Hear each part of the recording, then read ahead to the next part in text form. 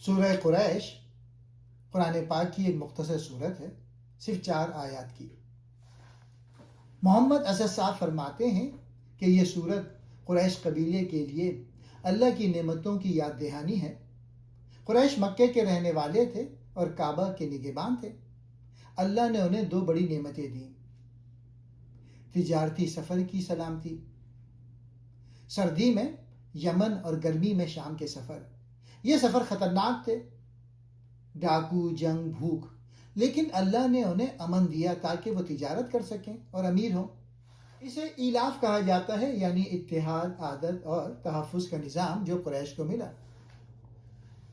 سورۃ الفیل ہاتھی والوں کی صورت سے تعلق۔ اللہ نے ابرہہ کے حملے سے مکے اور کعبے کو بچایا، جس سے قریش کی عزت اور تجارت دونوں محفوظ ہوئیں۔ اس لیے اللہ تعالیٰ فرماتے ہیں کہ ان نعمتوں کی وجہ سے قریش کو چاہیے کہ صرف اس گھر کعبے کے رب کی عبادت کریں، یعنی اللہ کی وحدانیت تسلیم کریں، شکر ادا کریں اور شرک چھوڑ دیں۔ محمد اسد کی کتاب میں یہ بات واضح ہے کہ یہ صورت شکر گزاری اور توحید کا درس دیتی ہے۔ قریش کو اللہ نے بھوک سے بچایا، کھانا دیا، اور خوف سے امن دیا، حملوں سے حفاظت۔ یہ نعمتیں اللہ کی طرف سے ہیں، نہ کہ ان کی اپنی طاقت سے۔ اس لیے انہیں اللہ کی عبادت کرنی چاہیے، نہ کہ بتوں یا دوسری چیزوں کی۔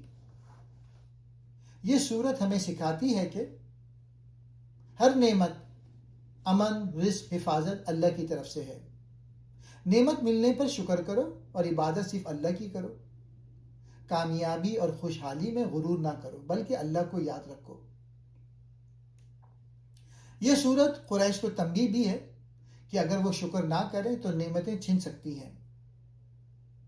نبی صلی اللہ علیہ وآلہ وسلم کے دور میں قریش نے اسے نظر انداز کیا، لیکن اللہ کا پیغام واضح ہے۔ اللہ ہمیں بھی اپنی نعمتوں کا شکر ادا کرنے اور خالص عبادت کی توفیق دے۔ آمین۔